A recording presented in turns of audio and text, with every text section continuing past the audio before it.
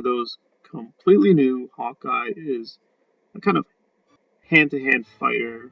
He's just a normal human being who's very skilled with archery. During the end game, essentially, he became traumatized. He took on this identity of Ronin, and the series is sort of hooking back into that. And it starts off with this small girl who, during the events of the first Avengers, essentially sees Hawkeye in action. She becomes inspired by seeing him being very heroic and trains herself very hard. And then we make a big time jump, and she's becoming an adult, and Clint is with his family during Christmas, and their lives intersect because it seems there's some weird mystery with her family, and that's hooked into these. I guess we want to call them terrorists, though at this point we don't know. The way Gary described it, it seemed like a horrendous, just really stupid TV series and lackluster episode. I will say the first episode was kind of slow and unnecessarily dragging the pacing, but this is where Gary is now. He just doesn't do any research. He's kind of real lazy. What the creators wanted to do, and they don't do this perfectly, it is a little bit all over the place, is they're drawing on Die Hard and Home Alone as kind of Christmas movies, using that somewhat in this episode. It doesn't make sense all the time, but you get it in some places where the Kate Bishop character, the girl, is trying to have this kind of slapstick humor within the fight sequences. Again, sometimes it works, sometimes the slapstick does not work, and it feels a little weird. I will also note, I wish they would have done that a lot more with Hawkeye as well. But then there's this. And this.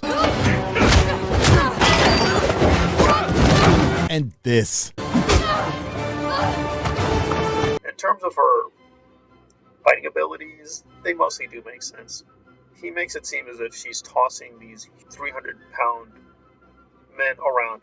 No, she gets hit quite a few. And that's what's odd, is that she has blows that connect, and they have blows that connect, but they don't seem to have any influence.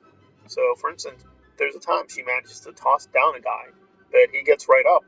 But she does get tossed around quite a few times, so him insinuating she's invincible is no, that's just deceptive editing. She does get hit a few times, so she's not invincible. I do wonder, though, is the Ronin outfit itself an armor? She should be feeling more pain, I would agree there, but again, the main thing here is the fight sequences and things are just fine. They're there to sort of get us into the mystery, which is not well laid out, I will say that. I think they needed to work better in terms of, well, why is this a wine cellar? Why did this have to be here? Things like that. But for the first episode, it wasn't catastrophic. It was just sort of like, okay. I'd say overall I was intrigued. It makes me hungry to see more of the series, but I will be totally upfront. I'm more of a Jeremy Renner fan than a fan of Hawkeye, because I think essentially he's playing himself, kind of using a Jason Bourne identity thing, and then integrating it into the character we see. So it's a little mixed. Overall, I do think it was a strong episode. I'd sort of place this in the middle between Scarlet and Winter Falcon or whatever that was. Those to me were abysmal and forgettable. I don't care about them. This felt in the middle. It's not as great as Loki, and it's not as intriguing, but I thought it was fairly decent, although again, there were a few false notes in terms of the fight sequences. Also, Clint feeling, I guess, traumatized by seeing Black Widow. Right, even fictionally, that felt weird. It's got a few jerky movements, and some things don't quite add up. And I know they were trying to go for some laughs with the wine bottles, but they're trying to integrate slapstick with the action sequences within a Christmas setting. I don't think it really added that much. I don't think it even makes sense. Like, why? Because Home Alone 2 was in New York. It was also a Christmas setting. It was like, okay. So, overall good. I would give this a solid 7.5. I think they did what they needed to do, but they could have cut some of the fat or done the story more directly, like just why not have Hawkeye save Kate Bishop when she's younger directly.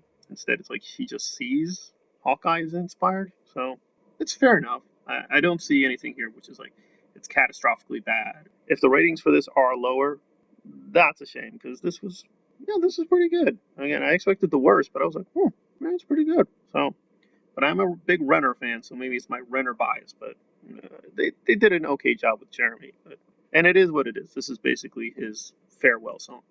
So far, it looks like a good farewell, but yeah, it does feel like it's the same thing. They've not really fulfilled the potential they have with somebody like Jeremy Renner, and that's a shame. But that's where we are.